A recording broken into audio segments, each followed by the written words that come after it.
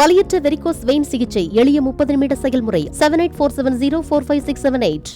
சென்னை அண்ணா அறிவாலயத்தில் திருவண்ணாமலை மற்றும் ஆரணி மாவட்ட திமுக நிர்வாகிகளோடு திமுக தேர்தல் ஒருங்கிணைப்பு குழுவினர் ஆலோசனை மேற்கொண்டு வருகின்றனர்.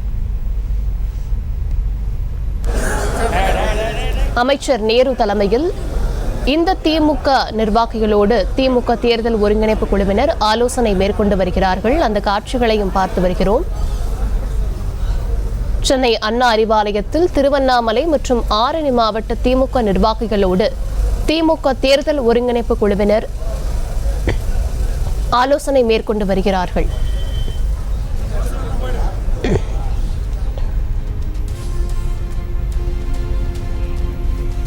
கூடுதல் விவரங்களுடன் இணைகிறார் செய்தியாளர் பாரி கார்த்திக். வணக்கம் பாரி கார்த்திக், விவரங்களை வழங்கலாம்.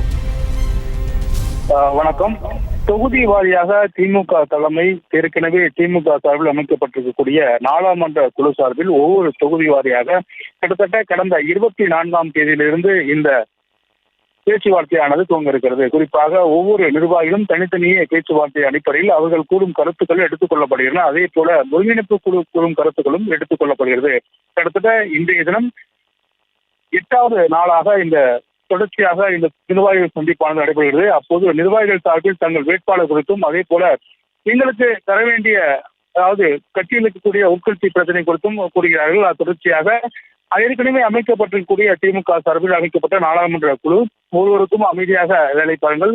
இந்த தேர்தல் மிகுந்த முக்கியத்துவம் வாய்ந்த தேர்தல், கண்டிப்பாக நம்ம அனைத்து தொகுதியிலும் வெற்றி பெற வேண்டும் என்ற நம்பிக்கை கூறி அனுப்பி வைக்கிறார்கள். அதன் அடிப்படையில் இன்றைய தினம் 8வது நாள் திருவண்ணாமலை மற்றும் ஆரணி தொகுதிகளுக்கான நிர்வாகிகள் தற்போது அறிவாலயத்தில் ஏற்கனவே திமுக சார்பில் அமைக்கப்பட்ட குழுவுடன் தற்போது தொடர்ச்சியாக நிர்வாகிகள் சந்தித்து வருகிறார்கள். விவரங்களுக்கு நன்றி பாரி கார்த்திக். செய்திகளை உடனுக்குடனும் துல்லியமாகவும் தெரிந்து கொள்ள சப்ஸ்கிரைப் பண்ணுங்க.